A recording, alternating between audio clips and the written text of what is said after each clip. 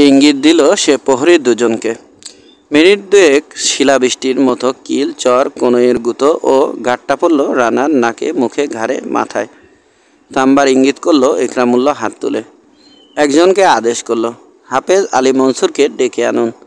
লোকটা ঘর থেকে বেরিয়ে যেতেই রানাকে বলল, আপনারা দুজন আলাদাভাবে আসছিলেন কেন? শুয়োরের বাচ্চা, সাফার অযোগ্য, কুত্তার বাচ্চা, হারামজাদা। সাইমন জিজ্ঞেস করল, কি বলছে রানা? ইকরামুল্লাহ ইংরেজিতে বুঝিয়ে দিল। জ্বলন্ত চুরুটটা দিল সে ইকরামুল্লাহর হাতে। চুলের মুঠি ধরে মুখটা উপর দিকে তুলে রানার গালে ঠেসে ধরল সেটা। ইকরামুল্লাহ 10 সেকেন্ড। দাঁতের দাঁত চেপে ছটফট করলো রানা।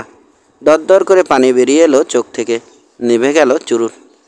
1 ইঞ্চি ব্যাস বিশিষ্ট বৃত্তাকার একটা ফোসকা পড়ে গেল জায়গাটায়। ভয়ানক জ্বলছে।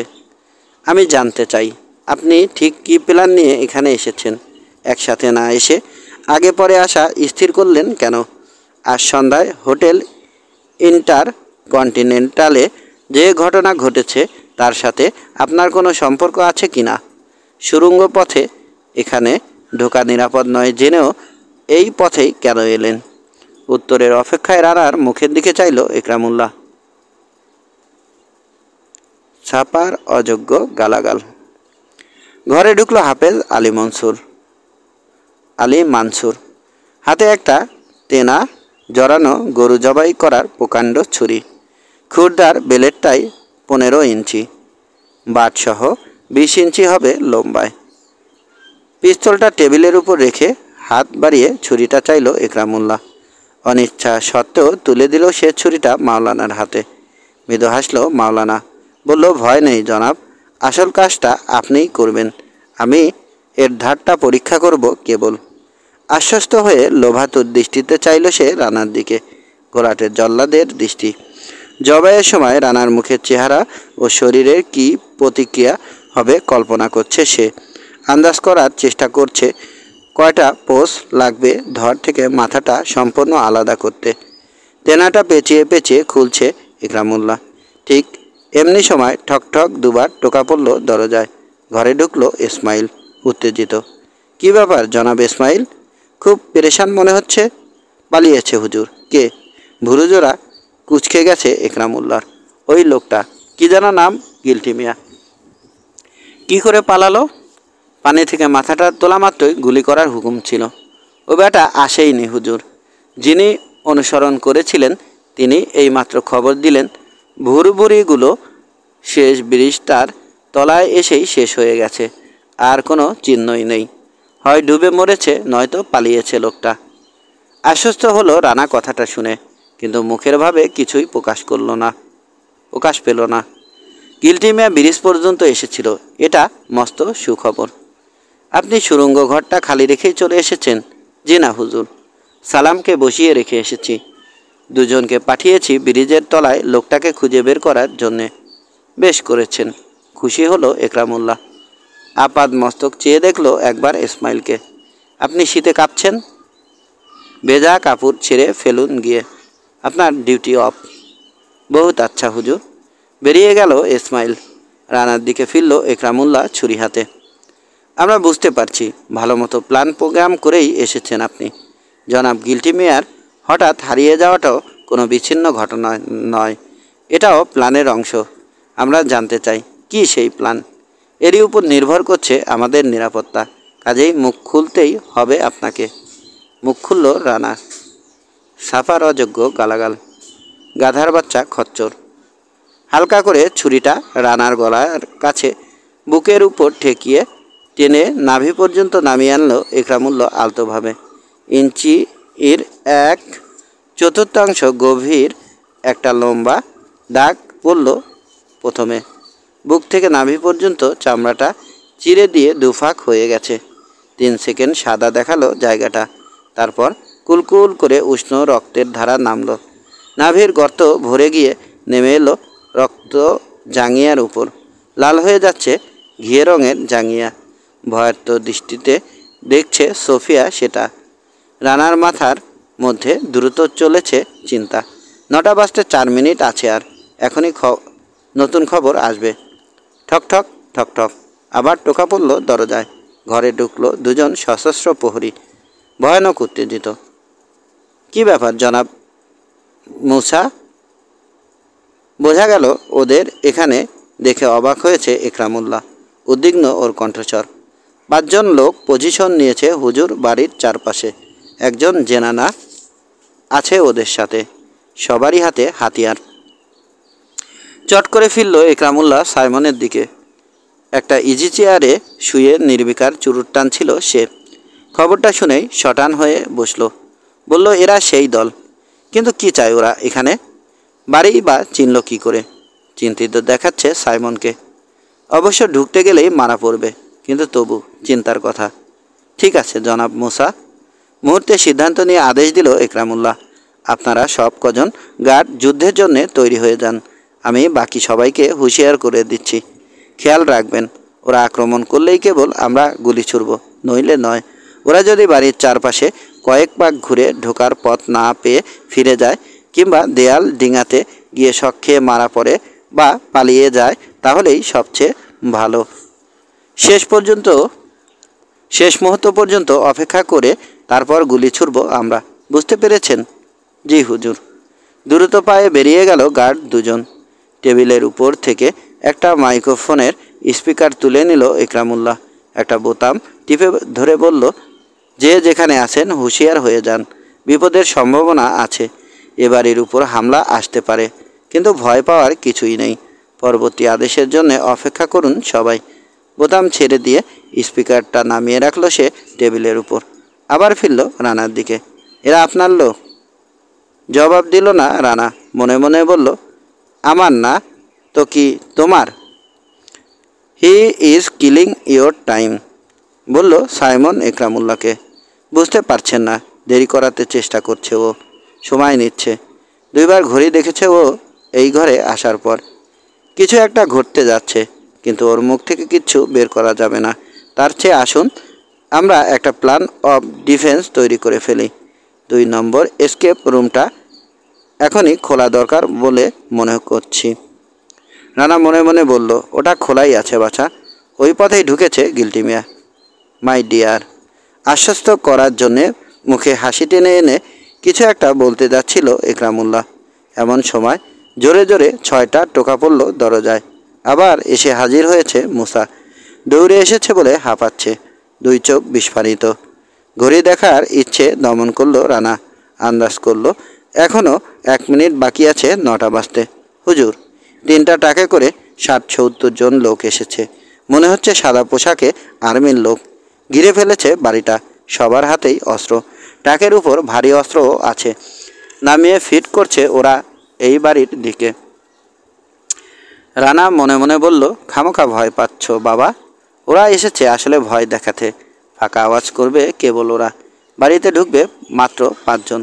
যদি জানতে। খবরটা শুনেই ঝাঁপিয়ে পড়ল সাইমন টেলিফোনের উপর। দ্রুত ডায়াল করলো সে মেইসন অফিসের নাম্বারে। Hello, this is Simon, one to speak. কথার মাঝেই থেমে গেল সে। বার কয়েক টোকা দিল সে কার্ডলে। রানা বুঝলো লাইন কেটে দেওয়া হয়েছে টেলিফোনের। খটাং করে রেখে দিল সাইমন রিসিভারটা। ফিরল একরামুল্লাহর দিকে। ততক্ষণে দ্রুত নির্দেশ দিতে শুরু করেছে একরামুল্লাহ মাইক্রোফোনে। 10 নম্বর বিপদ সংকেত দেওয়া হচ্ছে সবাইকে। যে যেখানে আছেন চলে আসুন সিঁড়ি ঘরের কাছে। 3 নম্বর ইউনিটকে অস্ত্র সরবরাহ করতে বলা হচ্ছে। সবাই অস্ত্র হাতে প্রস্তুত হয়ে যান আত্মরক্ষার জন্যে। অল্পক্ষণের মধ্যেই হামলা আসতে পারে। 11 নম্বর ইউনিটকে 2 নম্বর এসকেপ রুট খুলতে বলা হচ্ছে। মাইক্রোফোন রেখেই ঝট করে ফিরল সে রানার দিকে। জলজল করছে চোখ দুটো, মুখে ক্রু হাসি। যত যাই করুন, আপনার আজ নিস্তার নেই জনাব মাসুদ রানা। ইঙ্গিত করল সে গার্ড দুজনকে। এদের বাঁধন খুলে নিয়ে যান বদ্ধ ঘরে। ঝটপট বাঁধন খুলে দাঁড় করানো হলো দুজনকেই। রানার ডান হাতটা বাঁকিয়ে নিয়ে যাওয়া হয়েছে পিঠের কাছে। যতদূর যায় ঠেলে তোলা হয়েছে উপর দিকে, যাতে নড়াচড়া করার ক্ষমতা না থাকে। বুঝতে পেরেছি, সরকারি আক্রমণ হচ্ছে আমাদের উপর। উশৃঙ্খল মুক্তিসেনার আচরণ বলে ভাওতা দেওয়া হবে বিদেশিদের। কিন্তু জনাব মাসুদ রানা। থমকে গেল মাওলানা ইকরামুল্লাহ কথার মাঝখানে। ঘরের উজ্জ্বল বাতি একবার নিভু নিভু হয়ে আবার জ্বলে উঠল। সাথে সাথেই গুনতে শুরু করলো রানা মনে মনে। 1011, 2011, 3011। এটা গিল্টি মেয়ার সিগন্যাল। বাতিটা এরকম করে উঠল কেন? হাফেজ আলী মানসুর, ছুরিটা ধরেন, আমি দেখছি। দপ করে নিভে গেল সারা বাড়ির সব কটা বাতি একসাথে। পর মুহূর্তে চারপাশ থেকে একসাথে গর্জে উঠল 70-80টা হালকা, মাঝারি ও ভারী আগ্নেয়াস্ত্র। ব্যাপারটার আকস্মিকতায় ঢিল হয়ে গেল প্রহরীর হাত। এক ঝটকায় সামনে নিয়ে এলো রানা পেছনের লোকটাকে। কাছের জানালার সামান্য আলোয় দেখতে পেল রানা ইকরামুল্লাহর ছায়ামূর্তি। ডান হাতটা উপরে উঠে গেছে। বিদ্যুৎ বেগে ছুরি চালালো ইকরামুল্লাহ রানা যেখানটায় দাঁড়িয়েছিল সেই জায়গা লক্ষ্য করে। এক পা পিছিয়ে গেল রানা। গ্যাস করে কেটে মাটিতে গড়িয়ে পড়ল প্রহরীর কল্লা। ফিনকি দিয়ে রক্ত ছিটে এসে লাগলো রানার চোখে মুখে। কিচ্ছু দেখতে পাচ্ছে না রানা। তবু আন্দাজের উপর নির্ভর করে ডাইভ দিল সে। মাথাটা গিয়ে লাগলো ইকরামুল্লাহর সোলার প্লেক্সাসে। হুক শব্দ বেরোলো মাওলানার মুখ থেকে। চিত হয়ে পড়ে যাচ্ছে সে। ছুরিটা হাত থেকে ছুটে গিয়ে ঝনঝন করে পড়ল মেঝের উপর। গলা টিপে ধরল রানা ইকরামুল্লাহর। দুই হাতে রানাকে বুকের উপর থেকে ঠেলে ফেলে দেওয়ার চেষ্টা করছে মাওলানা। এগিয়ে আসছিল হাফেজ আলী মানসুর মাওলানাকে সাহায্য করতে। রানার এক লাথি খেয়ে ছিটকে বেরিয়ে গেল দরজা দিয়ে। ছটফট করছে ইকরামুল্লাহ। গায়ে প্রচণ্ড শক্তি আছে লোকটার, বুঝতে পারল রানা।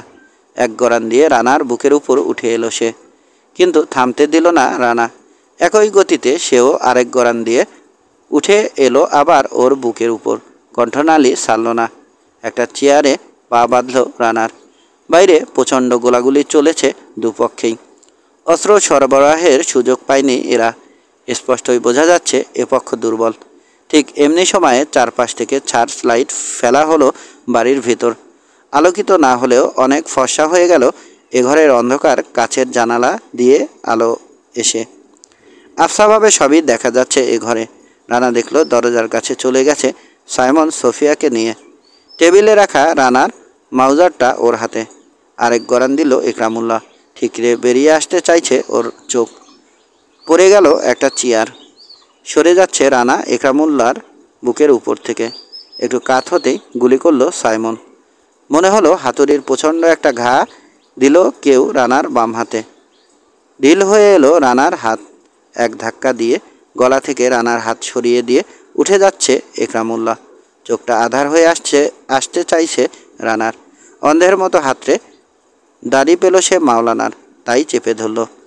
এক হেঁচকা টান দিয়ে মাথাটা সরিয়ে নিল ইকরামুল্লাহ। পরপর করে ছিঁড়ে রয়ে গেল রানার হাতে একগোছা দাড়ি। হলঘরের মাঝামাঝি চলে গেছে সাইমন। চলে যাচ্ছে ইকরামুল্লাহ। পা চালালো রানা মরিয়া হয়ে। লাথি খেয়ে পড়ে যাচ্ছিল। একটা চেয়ার ধরে টাল সামনে নিল মাওলানা। আশ্রে পাশরে দরজার দিকে এগোচ্ছে সে। ছুরিটা হাতে ঠেকল। এই শেষ সুযোগ। মাথা ঠিক রাখো রানা, মাথাটা ঠিক রাখো। ঢলে পড়ো না কিছুতেই। নিজেকে উদ্বুদ্ধ করার চেষ্টা করলো রানা। হাঁটু গেড়ে বসল। সমস্ত মনোবল একত্রিত করে ভালো মতো লক্ষ্য স্থির করলো। তারপর ছুড়ল ছুরিটা। চৌকাঠের বাইরে এক পা দিয়েছিল ইকরামুল্লাহ। হঠাৎ পিছন দিকে বাঁকা হয়ে গেল ওর শরীর। দুই হাত শূন্যে ছুড়ল। তারপর দরাম করে পড়ল চিত হয়ে। ছুরিটা 6 ইঞ্চি ঢুকেছিল। এবার শরীরের চাপে পুরোটা ঢুকে গেল। 6 ইঞ্চি বেরিয়ে এলো বুক ফুরে বাইরে। কেউ নেই এ ঘরে।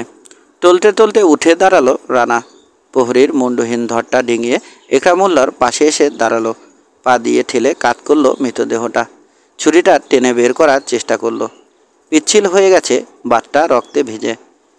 বের করা গেল না। সাইমন বেরিয়ে যাচ্ছে হলঘর থেকে। সোফিয়াকে টেনে নিয়ে যাচ্ছে সে সাথে। রানা বুঝলো রেকর্ডগুলো নষ্ট করতে যাচ্ছে সাইমন। ইকরামুল্লাহর পকেটে ডুপ্লিকেট চাবি পেল সে আয়রন সেফের। এগিয়ে গেল রানা। প্রচণ্ড গুলিবর্ষণ চলেছে।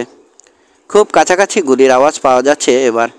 এক আধটা মরণ চিৎকার শুনতে পাওয়া যাচ্ছে। তার মানে দেয়াল ডিঙিয়ে বাড়ির ভিতর ঢুকে পড়েছে নিশ্চয় মমতারা।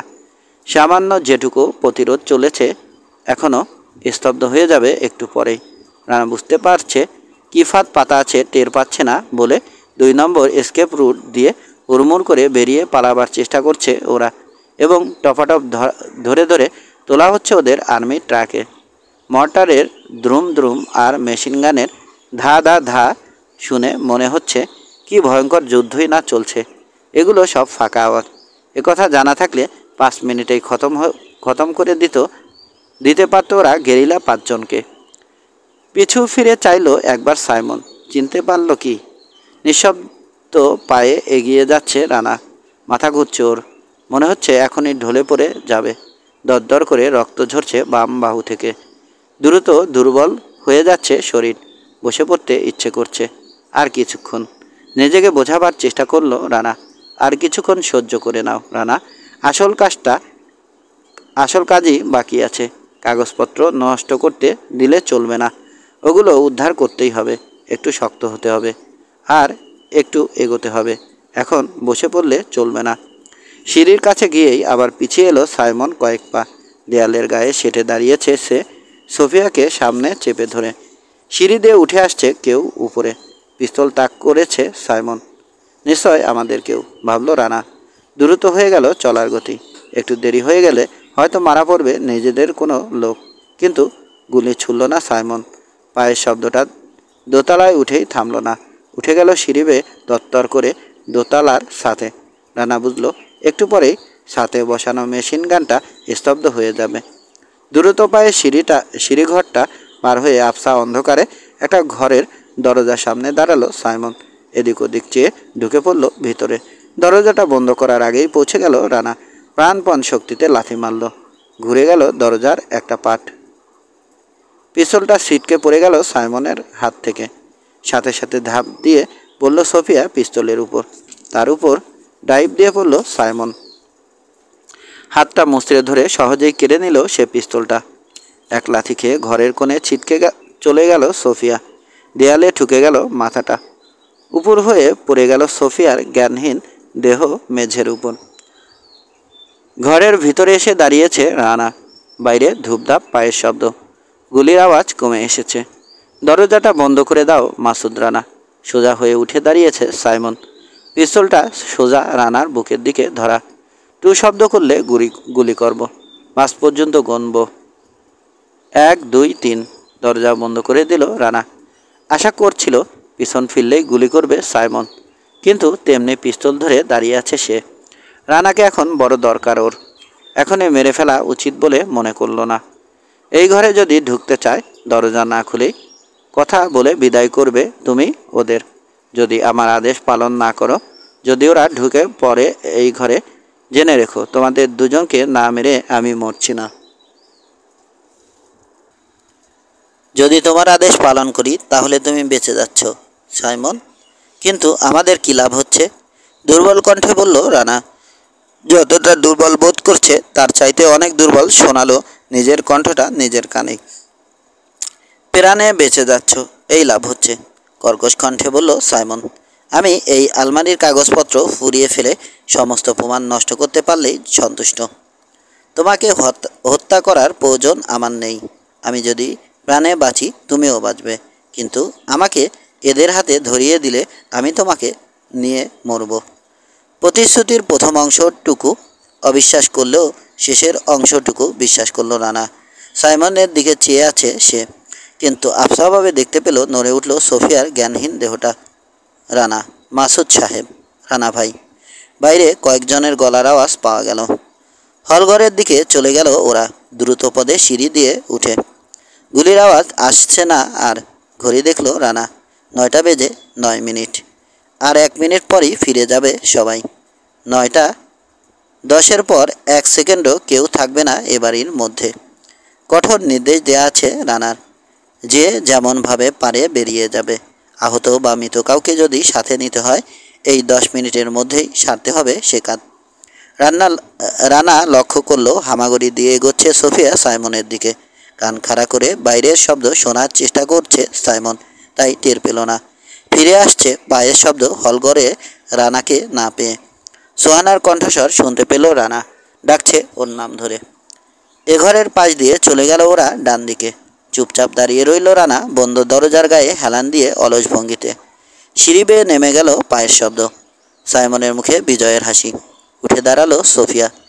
এক লাফে এগিয়ে এসে দুই হাতে চেপে ধরল সাইমনের চুলের মুঠি। সাথে সাথেই ঝট করে পিছন ফিরল সাইমন এবং ঠিক সেই মুহূর্তে ঝাঁপ দিল রানা। পিস্তল ধরা হাতের কবজি চেপে ধরল রানা ডান হাতে। বুম করে একটা গুলি ছুটে দেয়ালে লাগলো। বাম হাতটা তোলার চেষ্টা করলো রানা, কিন্তু সেটা সম্পূর্ণ অবশ হয়ে গেছে। একটু নড়ল মাত্র, তোলা গেল না। সোফিয়াকে ধর্তব্যের মধ্যে না এনে ঠেলে নিয়ে গিয়ে দেয়ালের সাথে ঠেসে ধরল সাইমন রানাকে। বাম হাতটা অনবরত চলছে রেল ইঞ্জিনের পিস্টনের মতো, সামনে পিছনে। নাকে মুখে বুকে ঘুষি পড়ছে দমাদম। দুর্বল হয়ে পড়েছে রানা ক্রমেই। ঝিমঝিম করছে মাথার ভিতর, নাক মুখ দিয়ে রক্ত ঝরছে। বাম হাতে রানার কণ্ঠনালী চেপে ধরল সাইমন। দাঁতে দাঁত চেপে ধরে রইল রানা। পিস্তল ধরা হাতটা প্রাণপণ শক্তিতে চাপ দিল। বেঁকে যাচ্ছে সাইমনের কবজিটা। হঠাৎ বুঝতে পারল সাইমন রানার মতলব। এটা জুডোর একটা বিখ্যাত হোল্ড। ট্রিগারের উপর এমনভাবে রয়েছে সাইমনের আঙুল এবং এমনভাবে বেকায়দা চাপ পড়েছে কবজির উপর যে আরেকটু চাপ পড়লে হয় পিস্তল ছেড়ে দিতে হবে, নয়তো নিজের গুলিতে মারা পড়তে হবে নিজেকেই। চট করে কণ্ঠনালী ছেড়ে দিয়ে রানার হাত ধরার চেষ্টা করলো সে। ফসকে গেল হাত। চুল ধরে টেনে ঝুলে পড়েছে ওদিকে সোফিয়া। বেঁকে যাচ্ছে ডান হাতটা আরও। দাঁত বেরিয়ে পড়েছে রানার। শিরা ফুলে উঠেছে কপালের। হাঁটু চালালো রানা এবার তলপেট বরাবর। কুকড়ে গেল সাইমনের দেহটা। সাথে সাথেই ছুটল গুলি। সার্চ লাইটের আলো নিভে গেল এবং একই সাথে দপ করে জ্বলে উঠল আবার বাড়ির সব বাতি। অর্থাৎ 9:10। দরাম করে মাটিতে আছড়ে পড়ে মিনিট খানেক গড়াগড়ি করল সাইমন। তারপর স্থির হয়ে গেল। টলছে রানা। পিস্তলটা রক্তে ভেজা জাঙ্গিয়ার ভিতর গুজে রেখে এগিয়ে গেল সে আলমারির দিকে।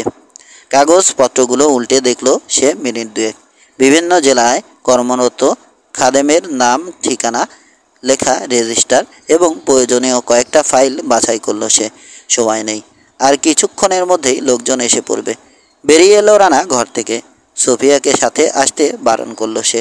বলল, তুমি অপেক্ষা করো এখানেই, তোমার বাবা এসে যাবেন কিছুক্ষণের মধ্যেই। সব কথা খুলে বলো তাকে, তাহলে তোমার আমার উভয়ের সরকারি বেঁচে যাবে অনর্থক কাদা ঘাটাঘাটি থেকে। প্রথম থেকে শেষ পর্যন্ত যা ঘটেছে সবটা শুনলেই উনি বুঝতে পারবেন কিভাবে ধামাচাপা দিতে হবে পুরো ব্যাপারটা। সিঁড়ি দিয়ে নিচে নেমে এলো রানা।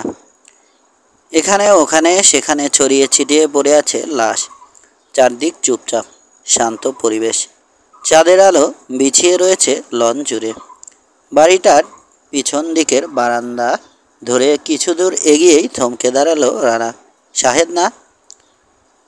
স্বল্পালোকিত বারান্দায় একটা থামে হেলান দিয়ে বসে রয়েছে শাহেদ। মানুষের সাড়া পেয়ে চোখ মেলল। হ্যালো, টু আই সি মাওলানা? কোথায় গুলি খেয়েছ? জিজ্ঞেস করলো রানা। পায়ের দিকে ইঙ্গিত করলো শাহেদ। রানা দেখল দুই পাই জখম হয়েছে ওর। প্রচুর রক্ত জমে আছে মেঝেতে। মৃত্যুর অপেক্ষা করছে সে বসে বসে। স্টার্লিং কার্বাইনটা ধরাই আছে হাতে। রানার বাম হাতের ক্ষত দেখছে সে এখন। হাঁটতে পারবে না? মাথা নাড়ল শাহেদ। পারবে না। বলল, আপনিও আহত মাসুদ ভাই, চলে যান, আমার জন্যে ভাববেন না। এই কাগজপত্রগুলো ধরো, ফেলে দিও না আবার, খুব দরকারি জিনিস। খাতা ও ফাইলগুলো দিয়ে দিল রানা শাহেদের হাতে। শুধুই চেষ্টা করছেন মাসুদ ভাই, ভয়ানক জখম হয়েছেন আপনি। এক হাতে তুলতে পারবেন না আমাকে, চলে যান, দেরি করলে মারা পড়বেন। বহু কষ্টে টেনে হিসড়ে পিঠের উপর তুলল রানা শাহেদকে। টলতে চলল 2 নম্বর এসকেপ রুটের দিকে। মাঝপথে আছাড় খেল একটা। আবার উঠল, আবার তুলল শাহেদকে পিঠের উপর, আবার চলল। বাড়ি থেকে বেরিয়ে 25 গজ গিয়ে আবার পড়ল, উঠল, আবার চলল। থরথর করে কাঁপছে দুই পা। বড় রাস্তায় এসে উঠতেই 15 মিনিট লাগলো রানার। অনেক লোকের সাড়া পাওয়া যাচ্ছে বাড়িটার গেটের সামনে। সাদা ডসটা এসে থামল পাশে। ঝটাং করে খুলে গেল পিছনের দরজা। রানার আশা ত্যাগ করতে পারেনি সোহানা। আদেশ অনুযায়ী ঠিক 9টা 10-এই বেরিয়ে গেছে সে বাড়িটা থেকে, কিন্তু আশেপাশে ঘুরঘুর করছিল এতক্ষণ। পিছনের সিটে শুয়ে দিতেই শকর আলহামদুলিল্লাহ বলে জ্ঞান হারালো শাহেদ। ঢোলা একটা কিমোনো ধরনের স্লিপিং গাউন পরে বসে আছে রানা দোতলার বারান্দায় ইজি চেয়ারে। ব্যান্ডেজ বাঁধা বাম হাত সিলিং এ ঝোলানো, ডান হাতে খবরের কাগজ। ঝিলমিল করছে ধানমন্ডি লেকের পানি সকাল 9টার রোদ পড়ে। গাং চিলগুলো উঠছে আকাশে। মৎস্য শিকারি এসে পৌঁছায়নি এখনো। ধুমায়িত কফির কাপ রেখে গেছে বেয়ারা টেবিলের উপর। কোনো খবর নেই কাগজে, উল্লেখ পর্যন্ত নেই গত রাতের ঘটনার। সোহেলকে ঝড়ের বেগে আসতে দেখে কাগজটা নামিয়ে রাখলো রানা। গতি দেখেই বোঝা যাচ্ছে টকবক করে ফুটছে সে উত্তেজনায়। বেশি ব্যস্ত মনে হচ্ছে দোস্ত, বলল রানা। হ্যাঁ, খুব ব্যস্ত, বলেই রানার সামনে থেকে কফির কাপটা খপ করে তুলে নিয়ে চুমুক দিল সোহেল। তুই তো শালা ইঞ্জেকশন খেয়ে নিশ্চিন্তে ঘুমিয়ে পড়লি, সারা রাত ঘুম নেই আমার। ছুটোছুটি দৌড়াদৌড়ি করতে করতে জান বেরিয়ে গেছে। হার্লিং বেটা ঘোরের লোক গোলমাল পাকাতে চেয়েছিল। প্রধানমন্ত্রীর সাথে দেখা পর্যন্ত করেছিল কাল রাতেই। সে কি হম্বিতম্বি, খবর পেয়ে আমি গিয়ে পৌঁছালাম। গোটা 2 ফাইল সামনে ফেলে দিতেই একেবারে চুপসে গেল বেটা। শেষকালে পায়ে ধরতে চায়। ওদের গ্যাংয়ের যে লিস্ট দিলাম তার কি করেছিস? চারদিকে খবর চলে গেছে ওয়্যারলেসে। আজকের মধ্যেই ধরা পড়ে যাবে সবকটা। কাল রাতে 2 নম্বর এসকেপ রুট দিয়ে কজন বেরিয়েছিল রে? 7-8 জন। দারুণ সব তথ্য পাওয়া যাচ্ছে ওদের কাছ থেকে। শাহেদ কেমন আছে? আরে ওর কথা বলিস না, এখনই এলাম ওখান থেকে। ঘন্টা 2 আগে জ্ঞান ফিরেছে। ব্যাস, সাথে সাথেই কোরআন হাদিসের লম্বা লম্বা উদ্ধৃতি দিয়ে নাসটাকে সবেকদরের তাৎপর্য বোঝাতে লেগে গেছে। ডাক্তারের সাথে কথা বলেছি, ভয়ের কিছুই নেই। মুখটা বন্ধ রাখলে 7 দিনেই সেরে উঠবে। গিলটি মেয়ে এসে হাজির হলো বাম পাটা একটু খুঁড়িয়ে। বিধ্বস্ত চেহারা, খালি গায়ে একটা কষখসে কম্বল জড়ানো আলোয়ানের মতো করে। চোখ দুটো লাল, কিন্তু দৃষ্টিটা নিষ্পাপ। সারা মুখে খোঁচা খোঁচা দাড়ি। কাল রাতে কোথায় গায়েব হয়ে গিয়েছিলে গিল্টি মিয়া? বলল রানা। তোমার না রিপোর্ট করার কথা? আর বলবেন না স্যার, মারা পড়ছিলাম আর একটু হলেই। রিপোর্ট কি করব? কাজ সেরে যেই বাইরে বেরিয়েছি কাঁঠাল গাছের গর্ত দিয়ে অমনি শালা এটকে দিল। কত করে বললুম, তা কে শোনে কার কথা? সবার সাথে আমাকেও বেঁধে একেবারে টেরাকে করে নিয়ে গেল ক্যান্টনমেন্ট। যন্ত্রণার এক শেষ। সে কি রাম পেদানি, কথা বললেই মারতে তেড়ে আসে। শেষকালে ভোর 6টায় ওই গোপালা সেপাইটা মেজর কবির এসে পড়ায় রক্ষে। খুব মেরেছে বুঝি? চেষ্টা করে সহানুভূতি টেনে আনলো সোহানা গলায়। মেরেছে, কিন্তু এরা আর কি মারবে, ছেলে মানুষ, পুলিশের কাছে কিছুই না। সেই তুলনায় এদের মার আদরের মতো মনে হয়। মার খেয়েছি একবার সাইফুদ্দিন দারোগার হাতে। ওরে বাপ, ওস্তাদ লোক, একেবারে রগে রগে মারে। ক্যালকাটায় একবার। খাওয়া দাওয়া হয়নি নিশ্চয়? রানা বাধা দিল তাড়াতাড়ি। তোমার সোহানাদি? খেয়েছি স্যার।